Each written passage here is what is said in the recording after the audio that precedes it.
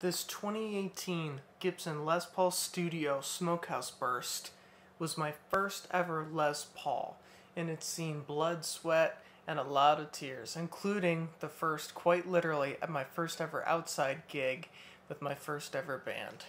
And now you might be thinking, that guitar does not look stock, and you'd be completely correct.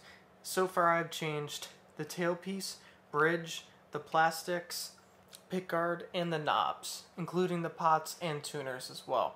But one notable thing is that a lot of people comment on that I've only changed recently is the mixed knobs here, and I did that as a tribute to Mick Ronson, one of my favorite guitarists from the Spider and Mars, and a little bit of an unsung hero. I feel like, I wouldn't say underrated, but just a bit of an unsung hero.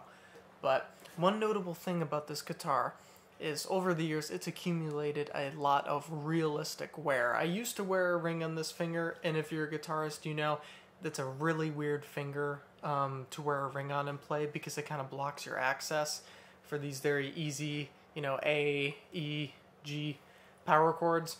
But I did it anyways at that time, and it's accumulated some really cool wear. If you can see that right here up on top of the neck, I played a lot of Sex Pistols and rock back in the day, just using those A and E power chords you learn right in the beginning of Rock Guitar 101.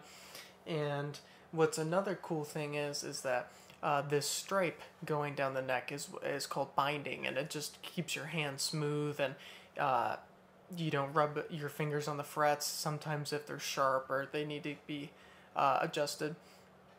And it used to be a nice pearl white, and because of, you know, my sweat, oxidization, the sun, playing out, it's turned yellow and has some scraping on it, and I love that. I love real, honest wear on my guitars, and I like to be responsible with them, but I also like to play them as well. One time I was getting this guitar set up before I knew about doing my own setups, and I remember one guy said that there was a lot of wear on it in a short time. But, you know, when you're learning and you're tinkering with your own guitars, you know, you make a couple of mistakes, but it's why it's a learning curve. But so far, this guitar has gotten me a lot of play throughout the years, and I'll never forget bringing it out and people really liking the tone, and I found a lot of my style through this guitar, trying to emulate my heroes like John Sykes and Randy Rhoads at the time. So hopefully I can bring this out for a video or two soon, and this has just been a awesome little series to do to talk about my guitars and let you guys in on a little bit more of the history of them.